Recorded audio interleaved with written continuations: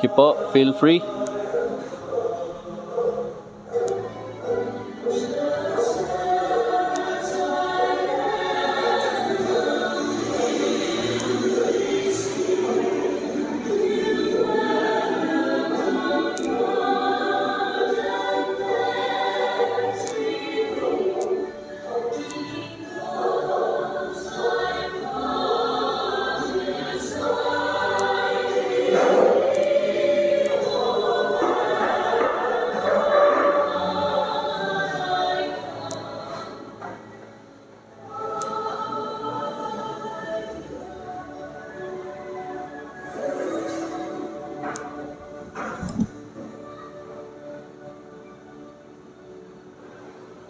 Amen. Salamat po sa umagang ito sa Panginoon.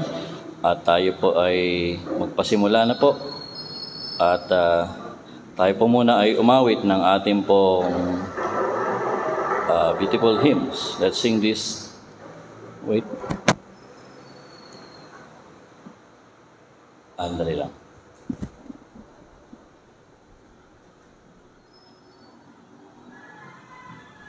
Okay na? Nakikita na? Okay. So, umawit po muna tayo ng ating first song. Thank you, Lord, na siguro maganda magpasalamat sa Panginoon, no? Sa mga ginawa ng Lord at sa panibagong taon. Sing. Thank you, Lord, for the trials that come my way. In that way I can grow each day as I let you lead. Yes, thank you, Lord. And thank you, Lord, the patience those trials bring. In that process of growing, I can learn to care. Yes, on the chorus. But it goes against the way I am to put my human nature down and let the Spirit take control of all I do. 'Cause when those trials come, my human nature shouts the thing to do, and God's prompting can be easily ignored. Second stanza. I thank you, Lord. With each trial I feel inside that you're there to help lead and guide me away from wrong. 'Cause you promised, Lord, that with every testing, that your way of escaping is easier to bear. Chorus. But it goes against the way I am to put my human nature down and let the Spirit take control of all I do. 'Cause when those trials come, my human nature shouts the thing to do, and God's prompting can be easily ignored. I thank you, Lord. Yes, we thank you, Lord, for the victory that growing brings in surrender of everything. Life is so worthwhile, and I thank you, Lord, that when everything's put in place, out in front I can see your face, and it's there you belong. Chorus. But it goes against the way I am to put my human nature down and let the Spirit take control of all I do. 'Cause when those trials come, my human nature shouts the things to do, and God's prompting can be easily ignored.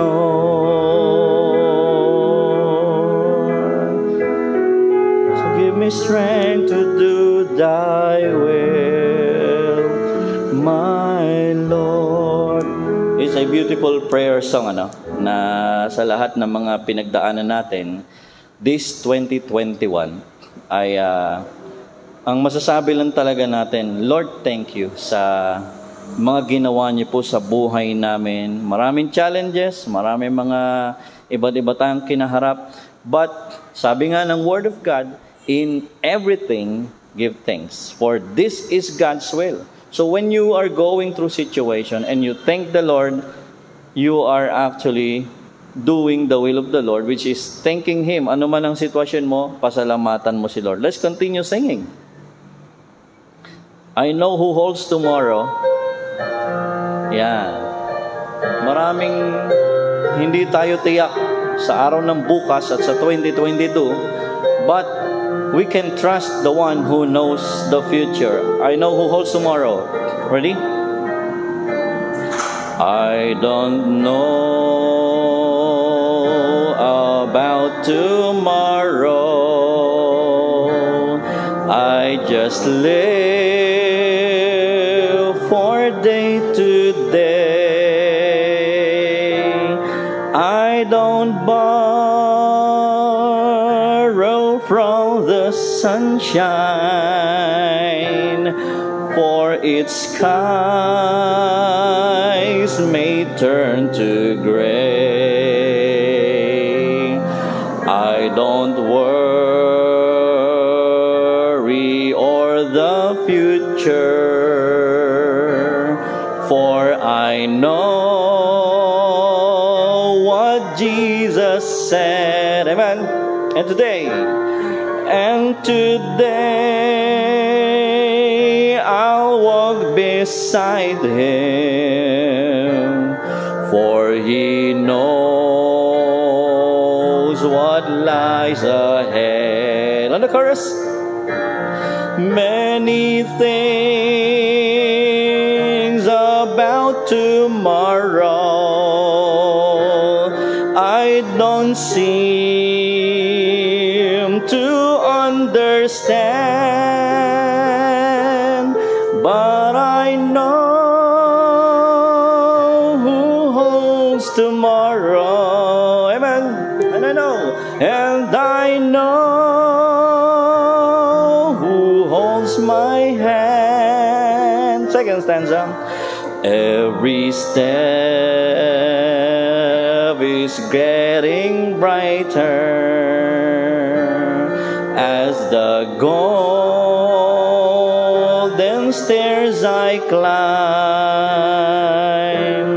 Every burden's getting lighter. Every cloud is silver lined. There the sun is always shining. Amen. There no tear to dim the eye. That's true. At the ending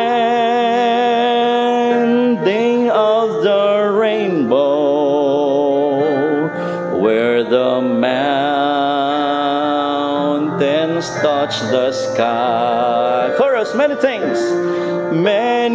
things about tomorrow I don't seem to understand, but I know who holds tomorrow, and I know who holds my hand. I don't know about tomorrow. It may bring me poverty, but the one who feeds the sparrow is the one who stands by me, and the path that is my portion may be through the flame or flood, but His presence goes before me, and I'm covered with His blood. Amen. Chorus. Many things about tomorrow I don't seem to understand, but I know who holds tomorrow, and I know who holds my hand. Amen. Indeed, tunay nga nga po, Panginoon, hindi namin alam kung anong future. Hindi namin tiyak kung anong pwede pa mangyari. The pandemic may continue on. The cases may surge. But one thing is sure, Father. You know already what will happen in the future. At dun po kami nagtitiwala sa inyo na may alam ng bukas. And Lord, we thank you for this year 2022 that you have given to us. It's a clean slate. It can be a new start for those who are returning to you and trying to once again start all over again. Lord, salamat dahil sinabi niyo sa inyong salita. Your faithfulness is every morning. Every morning you give us a fresh new start. And salamat, Lord, dito po ay maaari kami makapagpasimula dahil po sa kabutihan at biyaya ninyo. Lord, we are leaving everything behind and we are now facing the future and what lies ahead. And Father, samahan nyo kami. Hawakan nyo kamay namin as we walk towards you and become nearer and nearer to you than ever until the Lord returns. And habang inihintay namin ang pagbabalik ng Panginoon, kami naman po, Panginoon, ay gagawin po namin ang lahat para po kayo'y parangalan, papurihan, pasalamatan, paglingkuran sa abot ng aming makakaya. Salamat po, Ama, kayong patuloy na maluwalhati sa aming mga buhay sa pangalan ng inyong bugtong na anak na si Jesus. Amen. Okay, let's continue singing.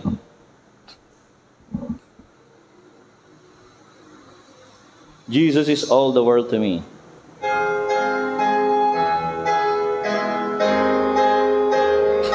Kaya isipin nyo, pag si Jesus nasa iyo, kompleto ka na, di ba?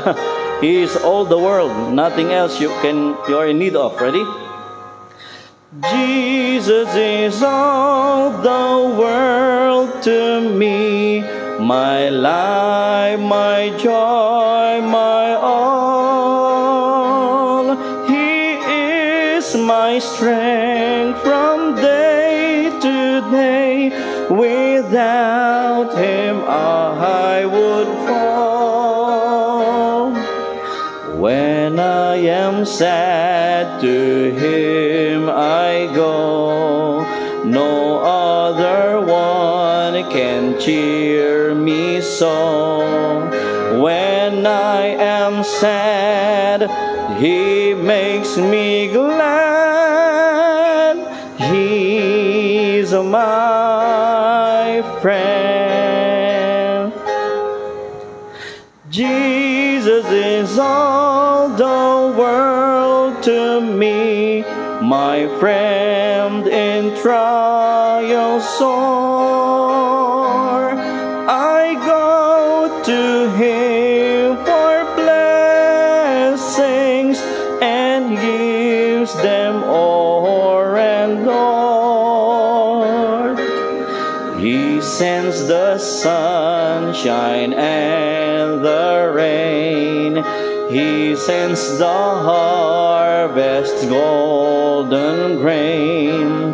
Sunshine and rain, harvest and grain. He's my friend. Jesus is all the world to me, and true to him I'll be.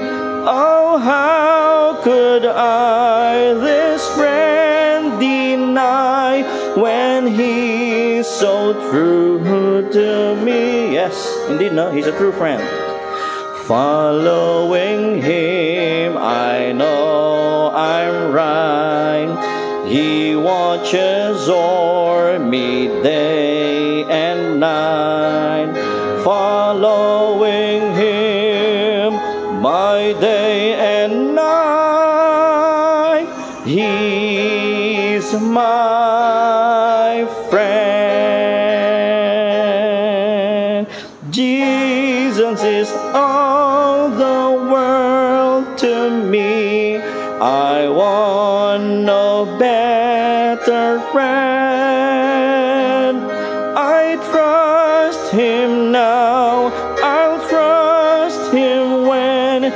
life's fleeting days shall end. Beautiful life with such a friend. Beautiful life that has no end. Eternal life, eternal joy. He is my friend. Amen. Indeed, the Lord Jesus is all the world for us. Siya lang talaga ang kailangan mo di ba? Wala nang iba Ewan ko, pagka may iba ka pang hanap liban kay Jesus, malaki problema mo. Di ba? I don't know. Some people are not happy because they feel incomplete dahil kulang ang tinanggap. Huwag namang ganun tayo, no? Dahil kay Lord, kompleto na po tayo. Amen? Totoo po yun. At sa umaga pong ito ay, alam po ninyo, maganda pong pasimulan ang taong ito na ino-honor, pinararangalan ang Word of God. And speaking of the Word of God, don't you know na itong month na to is Bible month? At meron pong Bible week, I believe, forgive me, no, I forgot, but I think may Bible week ho tayo and Bible week sa isa sa mga weeks ng January. Siguro last week ng January is Bible week. So, ano na po yan, approve po ng government. So, it is such a blessing na yung government natin ay kinikilala ang Word of God. Diba? At sabi nga ni George Washington, diba? The first president ng US, sabi niya ganon, it is impossible to rightly govern the whole world without God and Bible. Kaya ito pong pag-uusapan natin patungkol sa salita ng Diyos. And before we start off, let us first read yung ating verses. I took it from James chapter 1, verses 19 to 27. Ito pong sinasabi, nalalaman ninyo ito, minamahal kong mga kapatid, ngunit magmaliksi ang bawat tao sa pakikinig, magmakupad sa pananalita, magmakupad sa pagkagalit, sapagkat ang galit ng tao ay hindi gumagawa ng katwiran ng Diyos.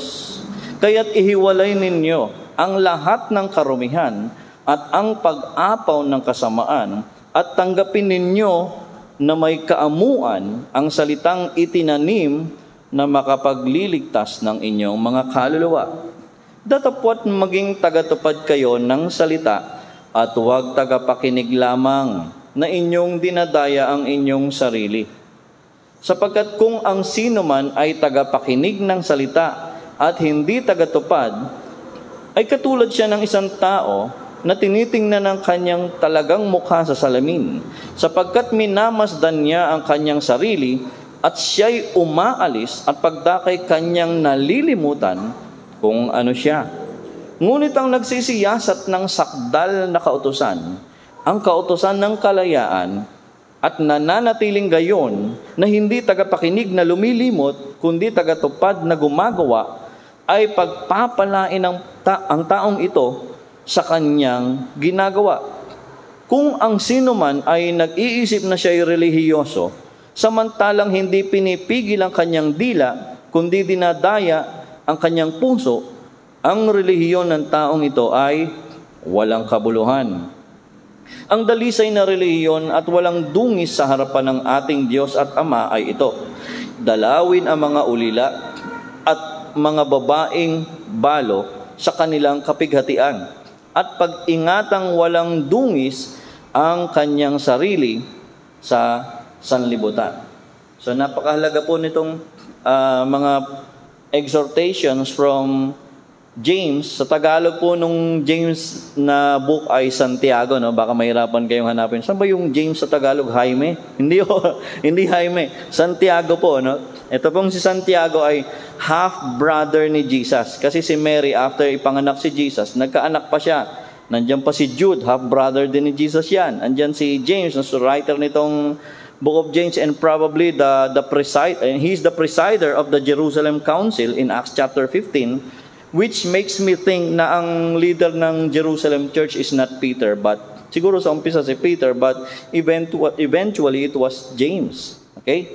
Now, sabi nung ating key verse dito, ngunit ang nagsisiyasat ng sakdal na kautusan, which talks about the Word of God, ang kautusan ng kalayaan at nananatiling gayon, na hindi tagapakinig na lumilimot, kundi tagatupad at nagumagawa, ay pagpapalain ang taong ito sa kanyang ginagawa. So if you want to be blessed this 2022, this year, be a good listener of the Word. Ayun ang sabi, pagpapalain ang taga-tupad na gumagawa ay pagpapalain daw ang taong ito sa kanyang ginagawa. There are many verses in the Bible that directly connects the Word of God to successful living. Kaya napakahalaga po na pasimulan po natin ang taon natin na iniisip, binabasa, at nagbubulay-bulay ng kanyang salita. Now let's start off. Ang ating pag-uusapan ay paano nga ba ma-bless ng salita ng Diyos. Di ba? I don't know kung anong attitude mo sa Bible. May mga tao allergic sa Bible Di ba? Allergic sa church, allergic sa mga umatin sa church, allergic din sa Bible. Ewan ko ano meron dito. In fact, kung meron mang pinaka-allergic sa Bible siguro, yung mga bansang hindi naniniwala sa Kristyanismo at hindi rin naniniwalang may Diyos. For example, communist countries. Di ba? Yung Biblia ay ano po doon? I remember before, bawal ipasok yung mga Bibles na yan Ngayon nga lang, mahirap ng bawalan. Bakit? Digital na di ba? Digital na ngayon, ang hirap pagbawalan. Pero, ano pa rin po yun? Sinasala pa rin, finifilter pa rin ng mga hackers ng bawat bansa. Pero there was a time na bawal ang Word of God. Even the Catholic Church, di ba? Ipinagbawal na i-translate ang Bible sa ibang salin. Kailangan Latin lang. Sino ba nakakaintindi ng Latin? Di ba? Kahit bulat Latin mo yung Bible na Latin, wala kang, di ba, mararating Kasi hindi mo maintindihan ng Latin. Hindi pwede maunawaan ng ordinaryo mga tao. And so, para maunawaan ng ordinaryong tao ang Biblia, nagpasimula itong mga kilalang ilang mga reformers na itsalin ang Biblia sa ordinaryong salita, sa ordinaryong lengguwahe, sa vernacular na tinatawag, di ba? Like for example, yung ilang mga kilalang mga reformers na si William Tyndale, for example, he tried to translate the Bible from the original language into the English vernacular. Of course, he got persecuted by the Roman Church. Kasi ayaw nila Gusto nila Latin lang at sila lang nakakaintindi ng Latin. Ang Bible is supposed to be for everyone. And so, kaya kung check nyo yung history ng persecution ng Christianity at ng Bible, grabe, may mga sinunog pa nga dyan because of his translation work sa Bible. May mga inusig. But you know what? The Bible remains forever. There was a philosopher by the name Voltaire. Sabi niya ganon, in 100 years, the Bible will be gone. Christianity and the Bible will be extinct. Namatay siyang tumatawag, O Kristo, O Kristo. At alam niyo yung kanyang bulwagan na tinitipon niya yung kanyang mga tinuturoang estudyante, naging palimbagan ng Biblia. O di ba? Lahat ng mga kumalaban sa Kristyanismo, bumagsak na po. Sa Biblia, sa salita ng Diyos. Why? Because the Word of God is eternal. Sabi ng Biblia yun. Si Kristo na mismo nagsabi, Heaven and earth will pass away, but not even a tittle, not even a jot will be taken off from the Word of God. Ibig ang sinasabi lang ni Christ nun is that God's Word will remain forever. Nobody can destroy the Word of God. Diba? Now, dahil the Word of God is indestructible and it is eternal, it carries eternal blessings sa mga nakikinig, nag-aaral, ipinapamuhay ang salita. At dito nga pag-aaral natin, paano ka nga ba mabe-bless ng salita ng Diyos? So let's start off. Una, tatlong bagay. Una, tanggapin ang salita. Di ba? May mga tao kasi tamang duda sa Word of God, gawa lang ng tao yan. Pero pag papasok siya sa school, magbabasa siya ng textbook, gawa rin ng tao yun, naniniwala siya. Hindi ko alam kung anong ibig niya sabihin ng gawa ng tao, no? Or maybe because ang tingin nila ang Biblia is just parang fairy tale. Alam po ninyo, yung mga nagsasabi pong sa panahon ngayon if you're the kind of person that say na ang Bible ay man-made, full of error, ang Bible ay marami ng adulterated na siya, marami na siyang mali, masakit man sabihin pero you are becoming misinformed. Because if you will do your own research, mapapatunayan, ikaw mismo madidiscover mo na yung salita ng Diyos ay totoo. Yung mga claims nito ay totoo, verified by history. Kahit secular history, mabe-verify nila yung mga claims ng Biblia in terms of historicity. Example, yung claims ng resurrection ni Jesus Christ.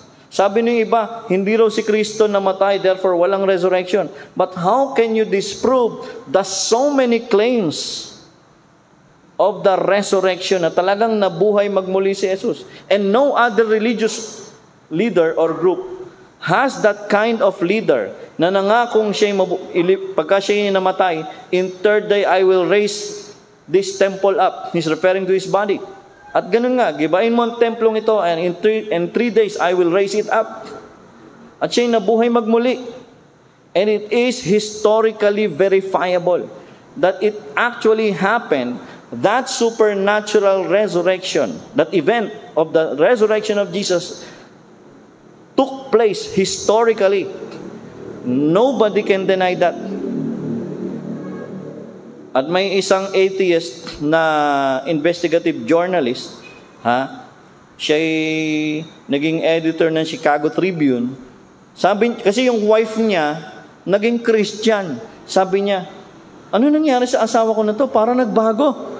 Naging Christian dahil sa Bible. Sabi, hindi, after 6 months, magbabalik din uli sa dati yan. Nagulat siya, naging consistent. Totoo na to talaga. Ano ba nangyari sa asawa ko? Ang problema ko lang, parang yung pagmamahal niya napunta kay Christ. Di ba? Parang pinagselosan niya pa nga si Kristo. Sabi niya, imbestigahan ko nga yung Kristo niyan. Papamukha ko sa asawa ko na fake yan. Na hindi totoo yung claims niyan. At hindi siya historically accurate. So nag-research siya. Alam niyo, kaka-research niya. Kakahanap ng ipupunto para sabihin si Kristo para patunayan si Kristo ay hindi totoo. Bumaliktad na nangyari. He became a believer of Jesus. Why? Kasi totoo ang mga historical records and accounts. Even the New Testament. Don't you know na yung Bible, example, yung New Testament, is one of the most historically documented. More than 25,000 copies of the manuscript. How can people deny that?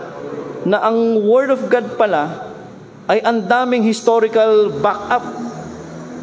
Na pag chinek mo, sabi nga ni Bruce Metzger, isang expert sa ancient documents, sabi niya ganon, in terms of accuracy sa New Testament records, 99.6 accurate. Yeah? Ibig sabihin, kung ano yung binabasa nilang Bible noon at sulat ng mga apostol, ganun din po pag isinalin sa atin.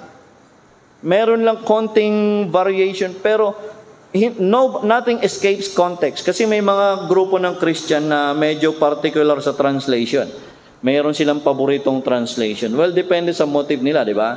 But again, sabi ko nga sa kausap ko, Maaaring iba-iba ang rendition ng mga words sa mga verses, sa mga passages, but nothing escapes context.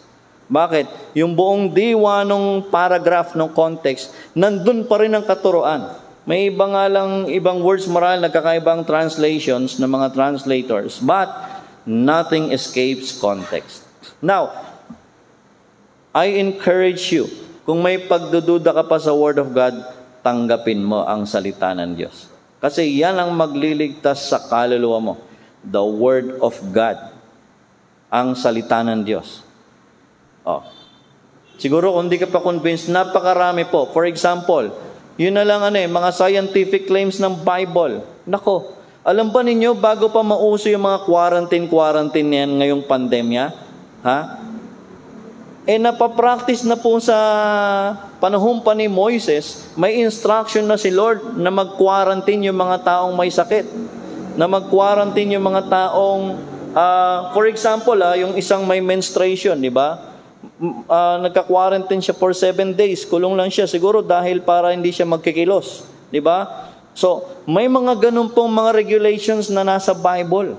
Yung quarantine concept, pati yung water, yung pong flowing water na paghuhugas ng kamay. Alam po ninyo, kahit wala kang alcohol, basta may flowing water, that's the best way to wash your wound or your hands. Flowing water. Alam nyo, sinubukan kong minsan mag-alcohol. Nandun pa rin Di ba? Maya-maya nandun pa rin. Lalo, minsan may mga alcohol na pagka sumingaw na, wala na rin bisa. May mga alcohol naman na kahit sumingaw na, nandun pa rin ang bisa. Pero, pag hinugasan mo ang kamay mo ng tubig, mas the best yun. Malinis talaga. Okay? Alam po ninyo, Word of God din yan. Scientifically. Scientifically. Dati nga ang popular science nun, pagka may sakit ka, kailangan may bad blood ka daw. So, ang kailangan gawin, paduguin ka. Alam nyo, yan ang isa sa sanhi ng kamatayan ni George Washington. Di ba? Medical malpractice. Siguro hindi malpractice kasi hindi pa nila alam na bad science that time. Yung pong pagpapadugo ng taong may sakit para gumaling siya. Ayun ang kinamatay niya. Di ba? Isa sa sanhi ng kamatayan niya, napabilis. Dahil pinadugo siya ng pinadugo. Pero alam niyo, sabi ng Bible, nasa Genesis pa lang the life of man is in the blood. Nasa dugo raw ang ating buhay. Diba? Kaya nga napakahalaga yung sinasalina ng dugo ang tao. Ewan ko, may religion nga lang na bawal sa kanila magsali ng dugo. Di bali na raw mamatay yung kanilang kamag-anak, wag lang salina ng dugo, wag lang suwayin yung kanilang religious teaching na unscientific. Diba? I mean, come on, if you are still not convinced na ang salita ng Diyos ay ang word of God, ang Bible is the word of God, eto na lang siguro undeniable, fulfilled prophecies. If you will count the prophecy of Daniel, do sa kanyang 70 weeks, and then bilangin mo yung taon kung kailan si Kristo mamamatay, sabing ganon, the Messiah will be cut off. At alam po ninyo, sakto po yun sa taon. Fulfillment of the biblical prophecy. Yung Israel, when they were carried off by Babylon under Nebuchadnezzar, sabi nga nun, 70 years you will be taken captive. After 70 years you will return. Totoo nga, after 70 years bumalik sila. Biblical prophecy, fulfilled biblical prophecies. How can you deny that? Jesus will be born through virgin birth. Walang tatay. Ano pa? Jesus will be born in Bethlehem. Jesus his birth will be signaled by a star. Prophesied by the Bible. Ano pa? He will be going to Egypt. There he will grow for a certain period of time. He will stay in Egypt. It has been prophesied. At alam nyo, pag binasa nyo yung Isaiah 53, Old Testament po yun kahit Hudyo, o kahit sinong tao, Basahin mo sa kanya yung Isaiah chapter 53. Pag binasa mong ganon, tanungin mo siya, sino sa tingin mong tinutukoy dito sa Isaiah 53? Alam niyo, sasabihin nila, ayan yung tungkol sa suffering ni Christ. Sabi niya, sabi mo sa kanya, alam mo ba Old Testament yan? Old Testament, Book of Isaiah 53. Yung suffering ni Christ na i-record yan after more than 500 years sa Matthew, Mark, Luke dyan. How can that be fulfilled prophecies? Kaya alam po ninyo. Anyway, sabi naman ng Biblia, for we can do nothing against the truth but for the truth. Tanggapin mo man hindi ang salita ng Diyos, it will remain to be the Word of God. The problem is this on your part, if you will not receive the Word of God, if you will not accept the Word of God, you will miss the blessing. At ang masaklap niyan, baka pati kaluluwa mo mapahamak if you will not receive the Word of God. Now, let's continue with this. Tanggapin. Para ma-bless ng salita ng Diyos, tanggapin ang salita. Sa tanggapin ng maingat. Anong sabi sa may verse 19 ng James 1? Ngunit magmaliksi ang bawat tao sa pakikinig. Ibig sabihin, maging mabilis kang makinig at maging mabagal o makupad sa pagsasalita. Pastor, parang baliktad ang nangyayari. Parang mas mabilis akong magsalita, hindi ko pa naririnig ang buong issue. Diba? Pag narinig ko na yung marites, diba? Anong latest, diba? Naku, magsasalita ka na kaagad, wala pa nga, hindi ka pa nga nag-imbestiga, wala ka pang mga matibay na pruweba sa mga pinag-uusapan, ha? Nagsasalita ka na kagad, nagko-conclude ka na kagad. Di ba? Kaya sabi ng Bible, makinig muna ng mabilis. Kung mabilis kang mag-imbestiga, alam mo, may issue. Teka muna, hindi mo na magsasalita. Magre-research muna ako, makikinig muna ako, kung ano talaga totoo. Tapos at saka ako magsasabi. Yun ang pagiging wais. Hindi yung mabanggit lang yung pangalan ng isa, ganito yan, di ba? Minsan, guilty tayo sa ganun, di ba? Pag binanggitan tayo ng pangalan ng isang tao, si ganito, kilala ko yan, ganito yan. Si ganito, ayoko dyan. Naku, walang kwenta yan. Di ba? May ganun tayo magsalita sa tao. Parang meron na agad tayong ready, meron na tayong ready conclusion sa bawat tao, di ba? Which is, hindi naman dapat. Ayan, sabi ng Bible, ngunit, magmaliksi ang bawat tao sa pakikinig. Magmakupad sa pagsasalita. Di ba sabi nga kaya si Lord nilikha tayong dalawa ang ating pandinig at isa lang ang ating bibig. Para ibig sabihin, makinig ka muna, mag-observe, bago magsalita. Kasi alam mo minsan pag nagsalita ka na, hindi mo na mababalik yan, hindi mo na marirewind, di ba? Hindi mo na re-rewind. So, maging maingat tayo. Tapos, maging mahinahon. Yan. Lalo, alam ba kung may issue, di ba? By the way, itong konteksto nito is, how to be wise in your life, in living. Ayun yung sinasabi ni James dito, no? Paano ka magkakaroon ng wisdom sa pamumuhay mo. Makinig ka muna bago magsalita. Tapos maging mahinahon, huwag kang defensive, huwag kang reactive. Di ba? May mga tao makarinig, talaga, ganon. Di ba? Dapat makikinig ka muna, o kaya, pag-isipan mo muna, bakit nga ba? O kaya magbigay ka ng benefit of the doubt. Ibig sabihin, baka nga mali ako. Baka nga tama siya. Hindi yung palaging nasa isip natin, ako lang ang tama, mali lahat yan. Di ba? Dapat maging mahinahon tayo. Sabi, magmakupad sa pagkagalit. Di ba? Hindi yung konting bagay, shoot ka agad yung natin, di ba? Parang quietish minsan yung natin, yung blood pressure, di ba? Pag may konting issue, boom. May ka naman, ganun, boom, nagwawala ka na kaagad, di ba? Parang New Year din, di ba? Magmakupad sa pagkagalit. Okay? Anong sabi ng verse 20? Bakit dapat tayong wag agad nagagalit? Alam niyo kung bakit? Etong sabi ng Bible, kahit ito lang i-take home nyo rito, or I'm sure marami pa. Pero sabi rito sa may Santiago 1:20, sapagkat ang pagkagalit ng tao ay hindi gumagawa ng katwiran ng Diyos. You see, pagka raw ang tao nagpasimulang kumilos dahil galit siya, dahil masama loob niya, hindi na siya gagawa ng katwiran ng Diyos. Kaya, maging mahinahon. Huwag agad sasabog na parang bulkan. Makupad sa pagkagalit. Maging mabilis na makinig. So, sa pagtanggap mo ng salita, ay dapat ganon.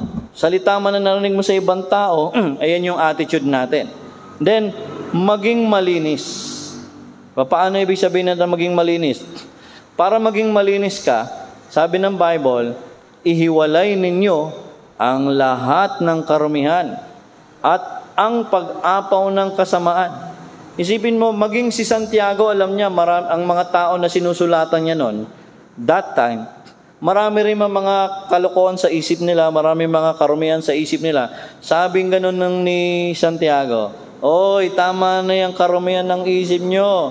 I remember, bago ako maging believer, puro berde ang takbo ng utak ko eh.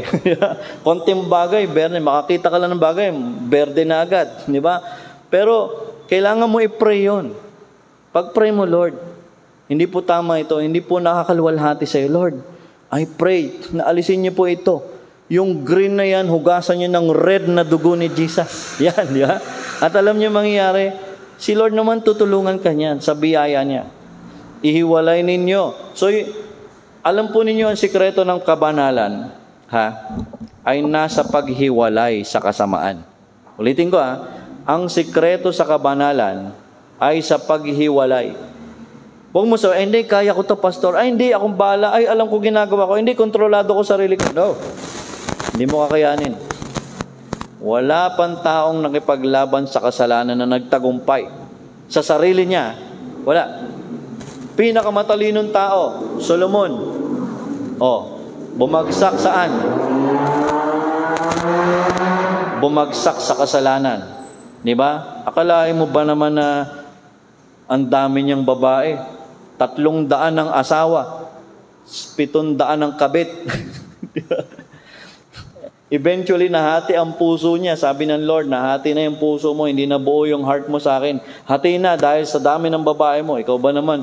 Yun nga lang isa, di ba? Minsan, demanding na, di ba? Kumbaga, dapat siya lang, hindi pwedeng may kahati. Kasi magulo, di ba? Si Solomon, nahati talaga yung puso niya.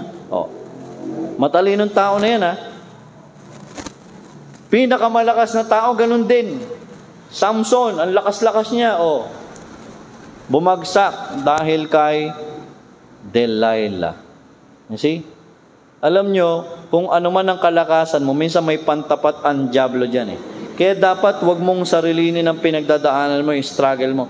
Humingi ka ng tulong at magpagabay ka sa salita ng Diyos para magkaroon ka ng wisdom. Okay? And then, ito may kinalaman sa pag-ugali natin, maging maamo. Ano sabi sa talatang 21? Hinihimay natin James chapter 1, verse 19, sa verse 21 na tayo. At tanggapin ninyo na may kaamuan ang salitang itinanim sa puso natin. Yung Word of God, pag nakikinig ka niyan, natatanim yan sa puso mo. Mamaya pag-uusapan natin yung tungkol sa Word of God na itinatanim sa puso. Sabing ganon, maging maamo, tanggapin ninyo ng may kaamuan ang salita ng Diyos.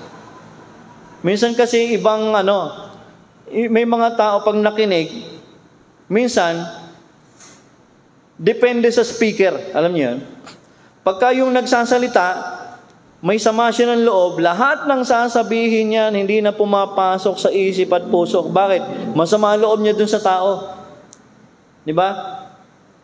May mga tao naman, na pag nakikinig siya, okay naman sa kanya yung nagsasalita, pero, pinipili niya lang kung ano yung gusto niya.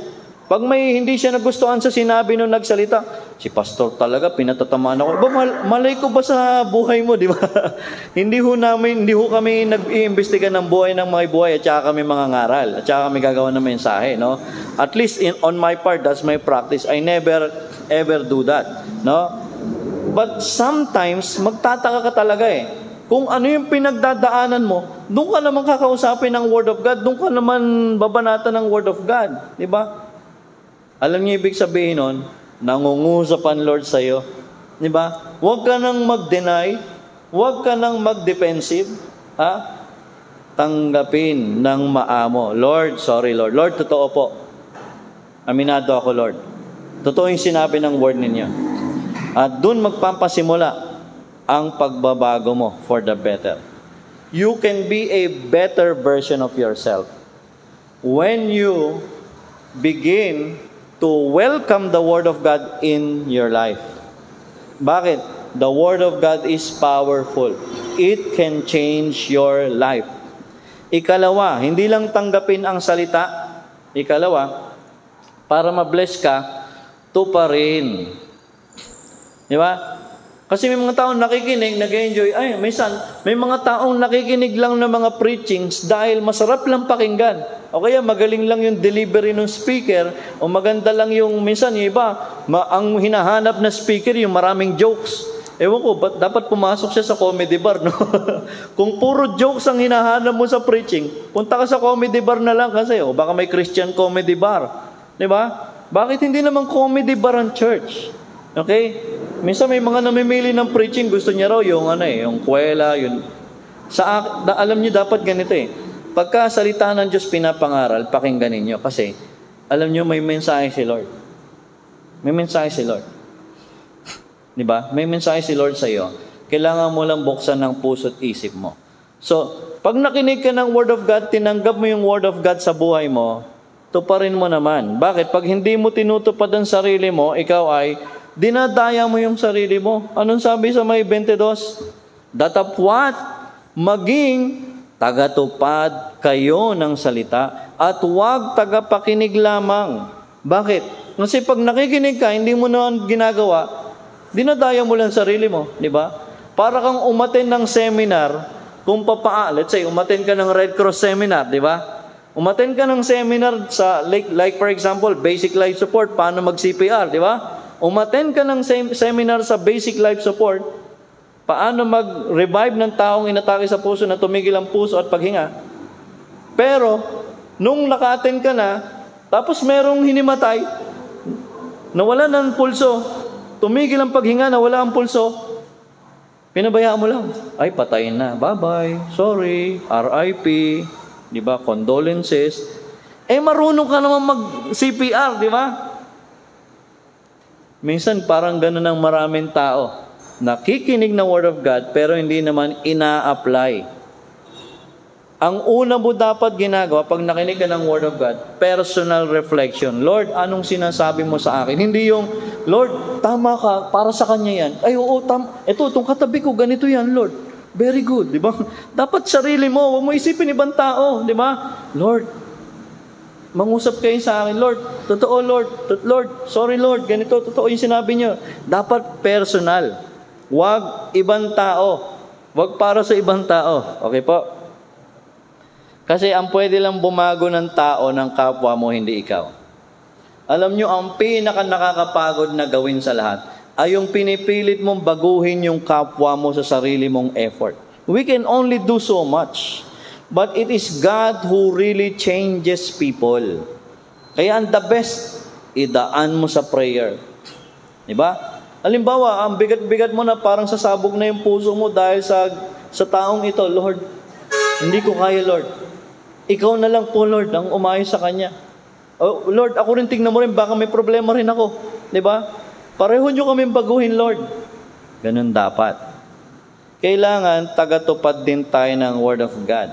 Diba? Anong sabi ni Christ sa may Matthew chapter 7? Ang dalawang klase raw ng taong nakikinig ng Word of God. Yung isa raw, kung sino man ang nakikinig ng salita ng Diyos at hindi ito ginagawa, ay matutulad sa isang taong gumagawa raw ng bahay sa beach. Of all the places sa beach pag gumawa ng bahay. Kaya ngayon meron ng moratorium eh. Di ba? 40 meters from the shore, bawal magtayo ng bahay. Maganda ho yun. Magandang patakaran po yun ng gobyerno. Dapat dati pa, para mabawasan yung casualties at yung mga mga nahaharm because of, lalo tayo, bagyuhin ho tayo. Di ba? So 40 meters from the shore, hindi ka na raw allowed magtayo ng bahay, no? Now, pero ang isang tao raw na nakikinig ng Word of God, tapos hindi pinapamuhay, hindi niya ina-apply sa sarili niya, ay para rin daw isang taong nagtatayo ng bahay sa beach. Uy, ang ganda ng bahay ko sa beach. Wow, beach ready ka pa araw-araw, di ba? Bumagyo, di ba? Lunod, wasak, tangay ng alon. Sabi ng Lord, at dumating ang bagyo ng buhay, at hinampas ng malakas na hangin ang kanyang bahay, ang malakas na alon ng kanyang bahay, at ito'y nabuwal, at kagimbal-gimbal ang kanyang kinasadlakan. Bakit? Kasi nagtayo ka ba naman ng bahay sa beach? Di ba? Hindi talaga obra. Sabi ni Kristo, ngunit ang mga nakikinig ng salita at ipinapamuhay, ina-apply sa sarili, ay matutulad sa isang tao naman na nagtayo ng bahay sa ibabaw ng bato. Grabe, ang solid yung foundation niya, no? Bato. At umihip ang hangin, humampas ang alon, ang malakas na ulan, at hindi nabuwal ang kanyang bahay. Bakit? Sapagkat natatag po sa bato. And of course, ang simple application nun ay dapat isalig natin ang ating buhay kay Kristo, ipamuhay ang kanyang salita, at maging wais sa ating pamumuhay by not just listening to the Word of God, but applying it in our personal life. So tuparin ang salita, huwag dayain ang sarili, at huwag baliwalain ang salita. Sapagkat kung ang sino man ay tagapakinig ng salita at hindi tagatupad, ay katulad siya ng isang taong tumitingin ng kanyang talagang mukha sa salamin. Nagsalamin daw siya. Pagkatapos, ano nangyari? Sapagkat minasdan niya ang kanyang sarili, at siya'y umalis. At pagdakay, kanyang nakalimutan na siya pala ay may muta. Di ba? Sipin mo yun, di ba? Paggising mo, di ba? Hindi ka tumingin sa salamin. Lumabas ka kaagad, nakipagkapit bahay ka na, ay oo nga mare, ay oo, grabe. Tawa ka ng tawa, meron ka palang laway dito, ay may muta ka, di ba? Tawa rin ng tawa yung kapit bahay mo, nag-enjoy, di ba? Siyempre, pag nakita mo na yung mukha mo sa salamin, anong gagawin mo? Pag may nakita kang dumi, lilinisin mo na, di ba? Di ba, minsan nga, ewan ko, gaano kayo katagal sa salamin? Yeah? Halimbawa, sa mukha, ilang minuto ka sa harap ng salamin, kakatingin at kakabuting-ting mo sa mukha. Siguro mga kalahating oras. Tapos, ilang minuto ka rin sa harap ng salamin, kakatingin naman ng katawan mo kung nadagdagan ba dahil ang dami mong kinain nung Pasko at New Year, di ba? Tapos kakatingin ng damit mo kung kasya pa ba, kung ang butones ba ay masisira na. Di ba? For sure, araw-araw humaharap ka sa salamin. Pero kung meron man pinakamahalagang salamin na dapat inihaharap mo rin ang sarili mo, yan ang salita ng Diyos. Kumbaga, manalamin ka sa salita ng Diyos. Kung ano di ba yung salamin, nagsasabi lang ng totoo yan, di ba? Di ba? Kung anong nakita mo sa salamin, yun ang totoo. Tama? Ganun din ang Word of God. Kung anong sinasabi ng Word of God sa'yo, nangungusap siya sa'yo, yun din ang dapat mong paghandaan at gawa ng solusyon at aksyonan. Huwag baliwalain ang salitang napakinggan kung hindi gawing tagatupad. Ikatlo, tuparin mo ang salita, huwag dayain ang sarili, huwag baliwalain, at huwag maging ningaskugon. Alam niyo yung ningaskugon? Pilipinong, di ba? Kasabihan. Na ibig sabihin nun, parang may mga Pinoy daw, ganun ang karakter, ningaskugon. Sa umpisa lang. Di ba? Yung pag nagsindi ka ng kogon grass yun, di ba? Yung kogon grass. Pag sinindihan mo, ang lakas ng apoy, mamaya wala na. Minsan parang ganun daw ang tao. Sa umpisa lang. Tapos wala na.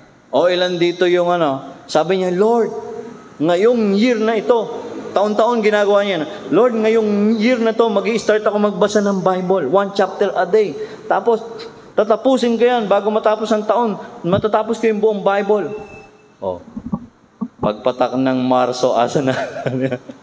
Ha? Ando na sa beach. Ay Lord, sarap mag-sunbathing, mamaya lang magbasa ng Word of God. Nakalimot na. Hanggang sa'yo na. Hindi niya na mahabol. Kasi marami na siyang babasahin chapter para mabuo niya sa isang taon. Huwag ningas kogon. So yun, mag-pray ka, Lord, bigyan mo ko talaga ng fighting spirit na talagang ilaban ito pag nagbasa ng Bible. O ganito, kung nahihirapan ka magbasa ng Bible, audio Bible. May kausap ako, ganun ang mas natututo siya pag nakikinig. Kung gusto mong audio Bible, bigyan kita. Bigyan mo lang ako ng USB or i-transfer lang natin sa cellphone mo. Wala ka ng excuse, kapatid, para hindi magbasa ng Bible. Kung hindi ka makapagbasa, makinig. Ha? Anong gagawin? I-play mo lang yan. Minsan, ang dami mong music sa cellphone mo, pero Word of God, o kaya Christian song, wala. Lagyan mo ng Word of God yung smartphone mo. Ha? Mag-save ka dyan at basahin mo. Kung palagi ka naman connected sa internet, mag-download ka ng apps na para mabasa mo yung Bible mo. Like yung YouVersion. Yun, pwede niyang basahin sa'yo. I-play mo lang yun, babasahin niya sa'yo. Binabasa mo na, pinapakinggan mo pa. Mas maganda yun. Binabasa mo na, pinapakinggan mo pa. For sure, may natututunan ka doon. At yung kaluluwa mo nakakakain. Alam niyo kung bakit? Kasi ang Word of God ang pagkain ng kaluluwa mo. Huwag lang sa umpisa. Anong sabi ng 25? Ngunit ang nagsisiyasat ng sakdal na kautusan, ang kautusan ng kalayaan, which talks about the Word of God, at nananatiling gayon, ibig sabihin consistent, hindi pwedeng sa umpisa lang, na hindi tagapakinig na lumilimot. You have to develop a habit. Sa umpisa, alam niyo, para mag-develop ng habit, ganito po yan. Sa umpisa, excited ka, di ba? Magbasa ng Word of God. Tapos, katagalan, parang tinatamad ka na. Huwag mong payagan yung sarili mo, ilaban mo yon. Kasi pagka ang isang bagay ginagawa mo ng sabi more than 36 times or more, nagiging habit na. So make it a habit. So kung wala ka pang 36 times, tuloy pa. Di ba? O sabi, i-goal mo 40. Lord, sige, babasahin ko yung Bible 40 times lang, straight. Sige, challenge yun, Lord. Challenge, straight day. Straight na 40 days, babasahin ko yung Bible. Umpisahan ko sa Book of John, chapter 1. Okay? Pag binasa mo yan, o Matthew chapter 1 na lang, New Testament lang. Pagka within 40 days, tinake mo yung challenge, alam mo, parang parang it develops a habit. Parang magiging makakasanayan mo na yan. Sa umpisa, hindi ka sanay. Pero ituloy mo lang, ilaban mo lang, wag kang pumayag sa mga any reason para tumigil ka. Ituloy mo yan kahit busy ka. Hanggang sa maging habit at hindi na maging ningas kogon. Kasi sabing ganon, kailangan daw manatili kang nagsisiyasat. Okay? Sabi, nananatiling gayon. Anong gayon? Nananatiling nagsisiyasat ng Word of God. Ibig sabihin, hindi ka lang nagbabasa. Kung hindi, nagsisiyasat ka, iniimbestigahan mo. Diba? Iniimbestigahan mo yung Word of God. Ay, Lord, ba't sinabi mo to? Lord, ba't pagdating dito sa verse nito, iba nangyari? Lord, ba't ganitong ba't bigla may dumating? Yun. Iimbestigahan mo lahat yung, kasi lahat yun may kahulugan. Lahat yun may tinuturo si God.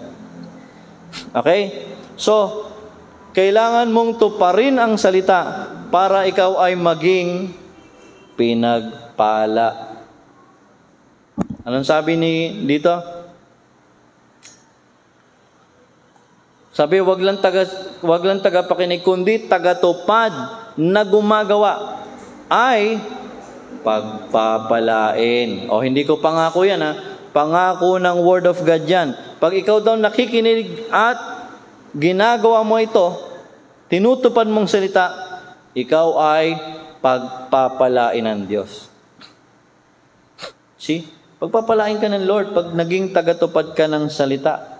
Now, yung Word of God, kinumpara ni Kristo sa sa parang binhi, dun sa kanyang parable of the sower, di ba? Sabi nga nito, Jesus compares the Word of God to seed planted in each of us. The Bible is also compares itself to seed. When telling the people of the sower, Jesus said the Word of God is a seed planted in our hearts. So, pag nakikinig ka raw ngayon ng Word of God, natatanim ang salita ng Diyos sa puso mo. Ngayon, meron nga lang 4 na klase ng tagapakinig ng Word of God. Ito yung una. 4 na klase ng tagapakinig ng Word of God na sumasalamin sa 4 na klase ng puso. Yung unang puso daw ay parang kalsada. Diba? Alam niyo yung kalsada, public yan, diba? Dahil public yan, kahit sino pwedeng dumaan. Tama? Kahit sino yan pwedeng dumaan dyan. At kung yung Word of God daw, kung ikaw magtatanim ka sa may kalye, asahan mo, magugulungan yan, tutukain ng ibon yan, may kukuha yan. Tama? Kahit nga yung mga palay na pinapaarawan sa kalye, di ba? Ginugulungan pa rin yun ng mga sasakyan, di ba? Parang pinagbawal na ata yun, I don't know. But anyway, ang puso mo ba ay parang kalsada na open sa lahat except sa Word of God? Minsan may ganun, na, nakinig ka nga ng Word of God, pero para ka lang nakinig sa TV na kung ano yung narinig mo, labas sa kabilang tainga. Parang hindi mo pinahahalagahan, basically. Diba? Di ba pag ikaw, plantito-plantita, di ba? Mahalaga sa yung halaman, yung buhay ng halaman, di ba? Kailangan iniisip mo, paano kaya mabubuhay ito? Ay, dapat ganito. Dapat nasa magandang lupa siya. Ay, dapat dinidilig-diligan ko siya. Ay, dapat naaarawan siya. Ay, dapat walang damo sa paligid niya. Kasi, nagmamalasakit ka doon sa halaman, sa buhay ng halaman para tumubo. Wala akong nakitang plantito-plantita na nagtanim sa kalye, sa kalsada. Tutubo yan sigurado, di ba? Hindi mo mangyayari ho yun. Now, ibig sabihin, pahalagahan mo ang Word of God. Hindi yung pag nakinig ka ngayon, minsan para masabing nag-church lang, para masabing nakinig ka lang, di ba? Pero hindi naman talaga. Dapat talaga yung Word of God. And then, yung pangalawa naman, anong nangyari dito sa may wayside na kind of heart? Sabing ganon, siya raw ay nakinig, pero hindi niya inunawa. At ano nangyari? Kinukuha raw ng kaaway sa puso niya. So, tandaan nyo yung Word of God pala, pagka pinakinggan nyo, tapos hindi nyo iniintindi, ang nangyayari, parang kinukuha siya ng dyablo sa puso mo. And sabi, and the wicked one comes and snatches away what was sown in the heart. So, ingatan ninyo na wag maligaw ang isip nyo, dapat disiplina. Minsan kasi may mga nakikinig na ganon, pero yung utak nasa ibang lugar na, di ba? Lutang na ganon. Yan, nakikinig lang yan. Pero ang iniisip niya, nako, ilang kayo isasahin ko mamaya, may bisita kami. Nako, hindi ko pala nailabas yung isda, matigas pa yan pagbalik ko. Di ba? Ang daming iniisip. Lutang. Wag ho dapat focus ho. Ngayon, yung isa namang klase ng puso, pusong bato. Ano man yung pusong bato? O pusong mabato, rather. Sabi, yung tumatanggap daw ng binhi na sa mga stony places o stony heart, sila raw yung nakikinig ng Word of God. At tinatanggap ng masaya. Ay, ang ganda ng Word of God. Ang ganda ng sinabi ni Pastor. Ang ganda ng verse, di ba? Ang saya niya sa Word of God. Pero dahil walang ugat, ano nangyari? Panandalian lang nag-stay sa puso. Di ba? Tapos, dahil sa pag-uusig, kumbaga, ay, ang ganda naman ng Word of God. Pero dahil inuusig na siya, okay, sinasabi ng mga tao sa kanya, ito na si Bible. Ito na, layo kayo, masunog kayo. Di ba, minsan ginaganon ka, nilalait ka ng mga kaibigan mo. Naalala ko, dati, tinatawag ako nung isa kong ayun na si Bible, ginaganon ako di ba? Alam niyo, okay lang yun, di ba? At least, di ba, hindi ka nakilala sa masama, di ba? Di ba? Hindi ka pa naman baliw, di ba? Hindi pa naman, di ba? So, darating yung time na ikaw ay uusigin ng tao, lalaitin ng tao dahil nakikinig ka ng Word of God. At pagka ikaw ay pinili mo yung i-please yung mundo kaysa yung Word, kaysa si God, dahil sa salita, minsan, may mga tao, dahil sa pressure ng mga tao sa paligid or persecution, ay natitisod sila, nakakalimutan nila ang Word. Now, yung pangatlong puso, ito naman ay pusong damo. Kung merong pusong kalsada, pusong mabato, ito pusong madamo. Bakit siya madamo? Sabi rito, yung mga nakinig tumanggap daw ng salita ng Diyos, ay sila yung nakikinig ng salita at yung mga pasakit sa mundong ito at yung kadayaan ng kayamanan, ang naging sanhi para hindi mamunga yung Word of God sa puso niya. Ito yung tao daw na nakikinig ng Word of God, at sinatry niya naman yung best niya na ipamuhay, pero mas matimbang sa kanya yung mga pangangailangan sa buhay. Paano ako magkakapera ngayong araw na to? Saan kaya ako bibili ng bigas? Saan kaya ako didiskarte? Puro yun ang iniisip niya. Tapos, paano ako yayaman? Di ba? Minsan, hanggang sa nadaya na siya ng kayamanan ng mundong ito. Ano nangyari sa Word of God? Dahil mas mahalaga sa kanyang kumita ng pera, kaya bilib ako doon sa mga nagsasala ng negosyo pagkalinggo eh. Kasi sabi, Word of God naman yan. Magpahinga naman tayo, hindi pwedeng araw-araw. Dapat may pahinga rin. So alam nyo, nakakatuwa yung mga ganun mga tao na nagsasara ng tindahan paglinggo o ng negosyo. Bakit? Time with God naman. Huwag puro negosyo. Sabi nga nun, baka kasi kakasumikap mo na yumaman at kumita ng kumita, wala ka ng time kay God. Diba? Wala ka ng time sa Word of God. Puro iniisip mo, paano kayo kikita, paano kayo a-ascenso, paano kayo gaganda yung kita ng aking negosyo. Yun. Magiging unfruitful ang Word of God sa buhay mo. Ikaapat na klase ng puso na binabagsakan ng salita ng Diyos. Ito yung good ground. Siya raw yung nakikinig, inuunawa, at pinapamuhay. At dahil pinapamuhay niya, nagbubunga ang Word of God sa buhay niya. Now, anong puso mayroon ka pagdating sa Word of God? Yung puso na to talks about different attitudes sa salita ng Diyos. Merong parang kalsada, dumaan dito ang Word of God sa puso ko, wala na, ganun lang. Nakinig, nawala agad, pag uwi, hindi na nawala.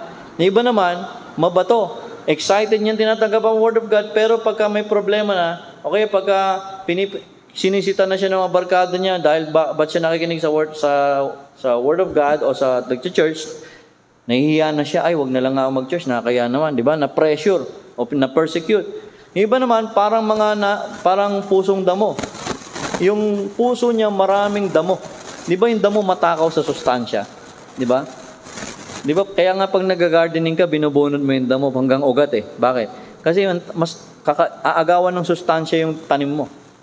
Minsan ganun tayo, ang dami mga nakatanim sa puso natin na inuunahan ng atensyon, inaagawan tayo ng atensyon ng panahon kaysa sa Word of God. Ano yung mga matakaw umubos ng panahon mo at atensyon mo? Kaya nawawalan ka ng panahon sa Word of God. Una, mismanaged time. Hindi mo pwede sabihin, Pastor, kasi busy ako. Lahat ng tao may ginagawa, lahat ng tao may trabaho. Pero, ask God to have the wisdom to manage your time. Okay? Mismanage. Sumunod, misplaced values. Baka hindi mahalaga para sa iyong Word of God. Alam nyo, kung anong attitude mo sa Word of God, ganyan din ang attitude ng blessing ni God sa iyo. Pag mahalaga sa iyong Word of God, ay mahalaga ka rin kay God sa pagpapala niya. So, ang third and last point natin, totohanin ang salita. Totohanin mo na. Panindigan mo na. Diba? Total, nakikinig ka na, may pamuhay mo na. This is just, our life is short here on earth. Maiksi lang. Dapat, totohanin mo na. Maging mapagpigil. It teaches us to discipline and control ourselves. Ano sabi sa verse 26? Kung ang sino man ay nag-iisip na siya'y relihiyoso, samantalang hindi pinipigil ang kanyang dila, kundi dinadaya niya ang kanyang puso. You see, totoo yun. Kaya sinasabi ko po ito. Iba ang religious sa righteous. May mga tao relihiyoso, palasimba, pero hindi righteous. Ba't ko sinabing hindi righteous? Hindi siya matuwid sa harap ng Diyos. Palasimba siya, praise the Lord siya ng praise the Lord, umaattend siya ng mga activities, involved pa siya sa mga programs ng church, pero hindi nagbabago ang kanyang pakikitungo sa kapwa, ganun pa rin, palahusga pa rin siya ng kapwa, palapintas pa rin siya ng kapwa, palaging negatibo pa rin siya mag-isip sa kanyang kapwa, palagi siyang nagtatanim ng sama ng loob, palagi na lang masama ang kanyang iniisip sa kanyang kapwa, tamang duda palagi sa kapwa. You have to control yourself and your heart and your mind and your emotion and your tongue. Ang resulta ang taong mature, ang isang taong spiritually mature, hindi ho nakikita yan sa tagal ng pagsisimba, sa tagal ng pagiging member sa church. Spiritual maturity is not measured by the years you have been attending the church, no. By the so many pages you have read in the Bible, no. Although, these are inseparable sa isang nagmamature.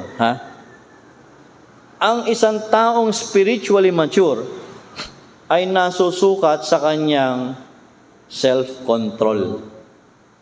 Paano mo kontrolin ang sarili mo pag gusto mo nang magsalita? Pag gusto mo nang magwala? Pag gusto mo nang gumanti? Pag gusto mo nang patulan yung masama? Control is the trait of a mature, spiritually mature person. So, maging mapagpigil, di ba? In time, you will develop self-control. The more you expose yourself sa Word of God, the more you do your best, little by little, sinusunod mo yung kanyang Word, you will become mature in the faith.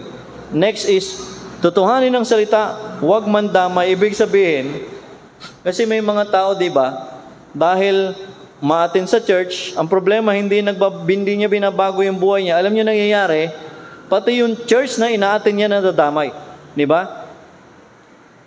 Sa halip na yung tao, maengganyo na umattend sa church na pinupuntahan ng mga taong ito, hindi na a-attend. Bakit? Ay, ayoko dyan sa church na yan, nandyan si ganito, nandyan si ganito, ay, dyan pala uma-attend yan, yung tao na yan, ganito, ayoko dyan. Diba? Anong kinalaman ng church na sa tao? Diba? Pag umattend ka sa church, pareho lang kayong attender. Tama? But some people, ginagawang excuse minsan. Ito naman ito mali ito. This is really wrong. May mga tao dahil may kinatisuran sa church, hindi na nagsimba.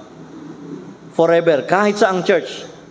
Pagtatanungin mo, ba't hindi ka na nag-church? Ay, alam mo, simula nung ganito, pinagsabihan ako na hindi naman pinagbintangan ako, ganito, nasaktan ako, hindi na ako nag-church. Sabi ko, ba't ito lang ba ang church sa mundo?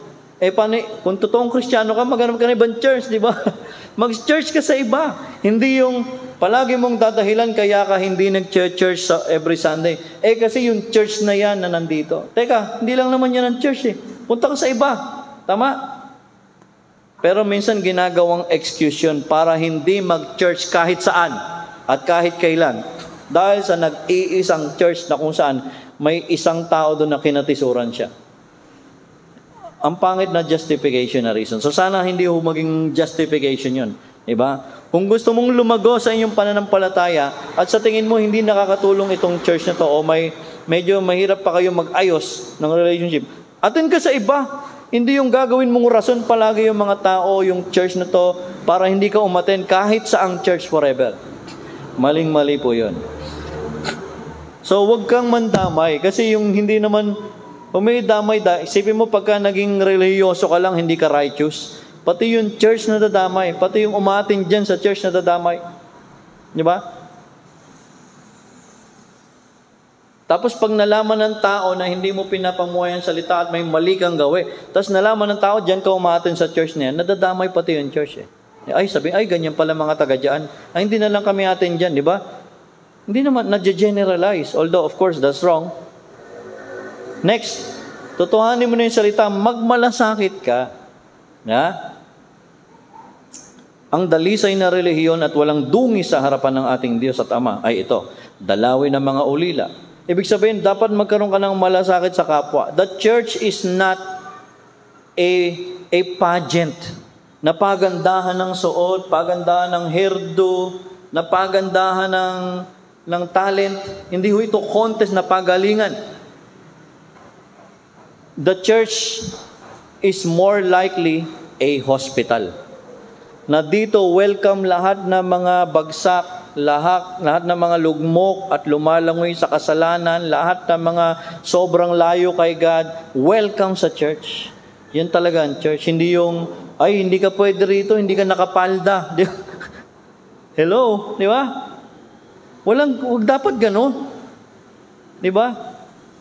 Ay, yung suot mo medyo hindi maayos. Dito ka lang sa likod. Oy, ikaw mukhang mayaman ka, dito ka sa harap.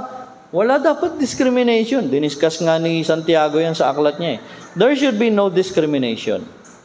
Kung hindi dapat mayroong desire to help people and compassion. Kumbaga yun, true religion, sabi rito, sa harap ng Diyos at walang bahidungi sa harap ng Diyos at Ama ay ito, dalawin ang ulila at ang mga babaeng balo. Because that time, pagka ikaw ay babae, usually sa bahay lang. Ganun ang practice kasi noon. So pagka ikaw ay, pag namatay yung asawa mo, wala kang breadwinner talaga. Unlike ngayon, may mga babae nagwo-work, di ba? Mga dumidiskarte, nag-online, that's good. Pero noon kasi, naging kultura ng mga Hudyo. It's not, hindi ibig sabihin pinopromote ng church o ng Bible na hindi magtatrabaho ang babae. Kung hindi, kultura kasi ng mga Hudyo yun na dinatna ng mga Kristiyano din. Na usually pag babae, nasa bahay lang. Okay? May mga nag-work na rin that time, medyo nagiging secularized na rin. Pero ang problema kasi pagka yung babae na, lalo may mga alaga pa siya na anak, tapos walang breadwinner, talagang kawawa. Kaya ang sabi ng Bible, magmalasakit dun sa mga taong may genuine na pangangailangan. Okay? Hindi yung, of course, kasi may mga tao kasi, kung makakaisa, mang-iisa, di ba? Minsan, we have to have wisdom, di ba? Kung baka mamaya, parang puro pakinabang na lang. Minsan, sometimes nga, dapat alisin din natin yung ganong concept na pupunta ka sa church para baka may mapala ka, baka may makuha ka, baka may mauwi kang blessing, di ba? Not at all times dapat palaging ganon. Although, of course, pag may blessing naman, ibubuhos naman ng Lord yan. Dapat ang tamang mindset ay, how can I be a blessing to others and to the church? Hindi yung, paano kaya ako i-bless ng church, di ba? So, hindi palaging dapat pakabig. Ang tunay na blessed na mga tao, yung mga taong hindi iniisip kung anong mapapala niya, kundi nag-iisip kung sinong mapagpapala niya. Ulitin ko ang mga taong blessed, hindi yung mga taong nag-iisip kung ano ang mapapala niya, kung hindi sila yung mga tao na iniisip kung sino ang pagpapalain niya. Yan, ang tunay na blessed na mga tao. It is better to give than to receive, sabi nga ni Christ. Dalawin ang ulila at yung mga balo sa kanilang kapighatian. And last,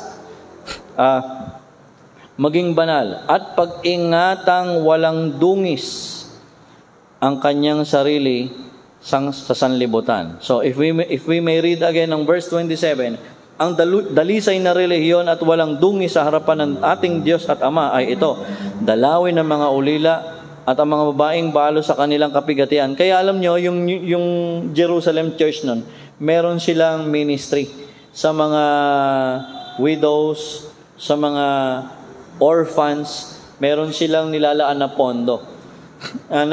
Isa sa naging part ng ministry po nila yan. Yung parang social work na tinatawag. Dalawin ng mga ulila at mga babaeng balo sa kanilang kapigatian at pag-ingatang walang dungis. Ayun din, ang tunay na may relihiyon, hindi lang sa salita, kundi sa gawa, may malasakit sa kapwa at iniingatan ang kanyang sarili. Ulitin ko ang true Christianity ay hindi lamang sa salita, kung hindi may gawa at may malasakit sa kapwa, at iniingatan ang kanyang sarili mula sa masama at masasama. So that's it. Paano ka i-bless ng Lord? Ay tanggapin ang salita, tuparin, at totohanin mo na. Di ba? Totohanin mo na, total, nakikinig ka naman ng word, napakinggan mo na, ipamuhay mo na, and you know what? It will become a blessing to your soul. Ama, salamat po sa inyong salita. Salamat po sa mga itinuro niyo po sa amin. Tulungan niyo po kami na tunay nga po na ipamuhay ang inyong salita at tuparin ito. At ibahagi din naman, Panginoon, sa mga wala pa po kay Kristo. If you are listening, at sinasabi mo, hindi ko alam, Pastor, kung saan patungo ang kaluluwa ko, kung sakaling dumating ang kamatayan. You know what? The only assurance na meron tayo sa mundo ay ang pagsampalataya natin kay Kristo. Sinabi ng Biblia, pinadala ng Ama ang kanyang anak upang kung ang sino ka man, huwag mong isipin, napakalayo mo kay God, hindi ka papatawarin ni God. Sino ka man na manalig kay Jesus, na magtiwala kay Jesus. Anong sabi ng Biblia? Hindi ka na mapapahamak, ibig sabihin papatawarin ka na. Hindi ka na uusgahan. Ikaw ay papatawarin pag ikaw ay manalig kay Jesus at ano pa? At ikaw ay magkakaroon ng buhay na walang hanggan. Kaibigan, kung gusto mong tanggapin yung pinakadakilang regalo na pwede mong tanggapin sa buhay mo at yan ang buhay na walang hanggan, dumalangin ka sa Ama. Sabihin mo, Panginoon, patawarin mo ko sa aking kasalanan. Panginoon, humihingi ako ng tawad. Pinagsisisihan ko po ito. At kinikilala kita, Panginoong Hesukristo, bilang tanging pag-asa ko at tagapagligtas. Sa inyo ako, Panginoong Jesus, nagtitiwala at isinusuko ko po ang buhay ko sa inyo. Hugasan niyo po ako ng banal na dugo at gawing karapat dapat sa inyo. Puspusin ang banal na spirito. Magmula ngayon, Panginoong Hesus, ikaw na po ang aking Panginoon at Diyos ng buhay. Salamat po, Panginoon, sa pangako niyong buhay na walang hanggan. Sa lahat ng lalapit sa inyo, magpapakumbaba at mananalig kay Kristo. Ito ang aking panalangin sa inyong pangalang makapangyarihan, Panginoong Hesus. Amen. Ako na lang mananalangin, Ama. Salamat sa mga kaibigan kong nakinig. Tulungan niyo sila na ma-bless sila ng inyong salita na kanilang itong hindi lamang pakinggan, kundi kanilang siyasatin, pagbulay-bulayan, i-apply sa sarili, ipamuhay, at ibahagi sa iba. Thank you, Lord God, sa inyong salita. Pagpalain niyo po ang lahat ng nakikinig. Amen. Okay po, tayo po yung umawit po muna.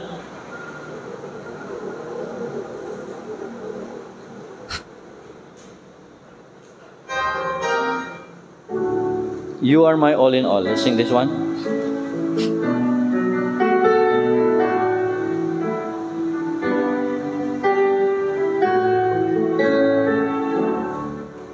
Ready? You are my strength when I am weak. You are the treasure that I seek. You are my all in all. Seeking you as a precious jewel, Lord, to give up I'd be a fool. You are my all in all.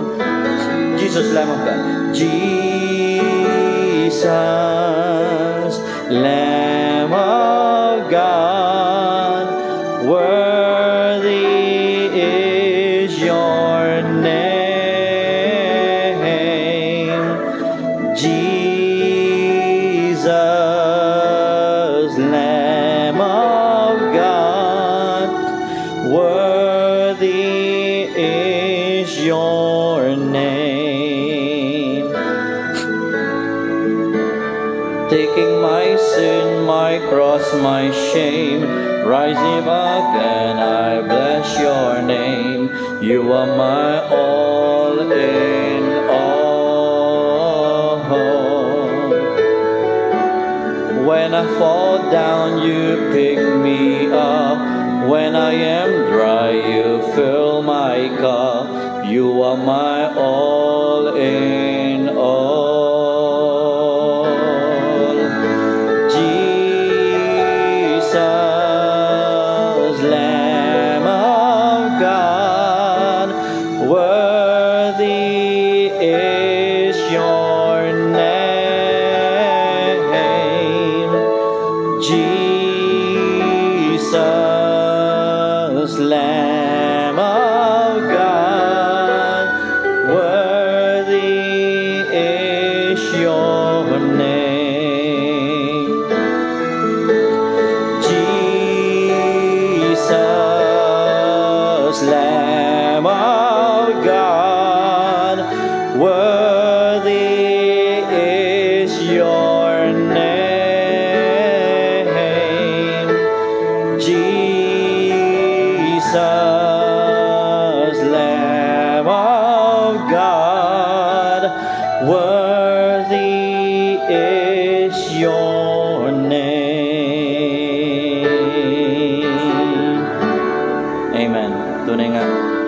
Salamat, Panginoong Hesus. Salamat sa biyaya ninyo at sa buhay ninyo, sa pag-ibig ninyo at sa inyong salita. Ama, sa umagang ito, pinupuri namin kayo at pinsasalamatan sa inyo pong biyaya sa amin, sa inyong kadakilaan. At sa pagkakataon na kami naman po ay i-bless ang inyong banal na pangalan dahil po sa mga biyaya ninyo sa aming buhay. Ama, salamat po sapagkat hindi namin kayang suklian ang kabutihan ninyo. Kung tutuusin ay dapat matagal nyo na dapat kaming pinuksa at pinatay dahil sa mga pagkakasala namin, dahil sa mga atraso namin sa inyo. Pero binibigyan nyo kami patuloy ng pagkakataon upang makinig sa inyong salita, lumapit ng may pagpapakumbaba, humingi ng tawad, at magtiwala kay Kristo na siyang tanging lunas sa lahat ng problema namin sa buhay namin. Salamat, Panginoon, dahil sinabi niyo sa inyong salita, lahat ng nagtiwala sa inyo ay hindi mapapahiya. Lahat ng nagtiwala sa inyo ay hindi mapapahamak. Salamat, Panginoon, sa inyo pong kadakilaan, sa inyong biyaya, sa inyong salita. At sa pagtataas ng kamay ng inyong lingkod, nawa ay igawan niyo ang inyong pagpapala sa bawat isa. Gabayan ng bawat isa, Lord God, sa pagpasok ng taong ito, unang linggo ng 2022. Panginoon, umaasa kami na patuloy niyo kaming iingatan, gagabayan, pupunaan ang pangailangan at ililid, Panginoon, sa tama. At kung kami man, Panginoon, ay nalayo, ay salamat dahil you are giving us another chance to start all over again. It is not too late to start all over again para po mabuhay this time sa ilalim ng inyong kalooban, sa ilalim ng inyong biyaya. The grace of our Lord Jesus Christ, the love of God our Father, and the companionship of the Holy Spirit be with you all. Amen and amen. Now unto him who is able to keep you from falling and to make you stand in his presence, blameless and with great joy, to the only God our Savior, through Jesus Christ our Lord, be the glory and the majesty, dominion and authority, both now and ever. Amen. Maraming salamat po. God bless and Happy New Year. Salamat din po sa mga nakinig sa Facebook. Kayo, Panginoon, kayo ang pagpalain ng Panginoon sa inyong mga lakad. God bless.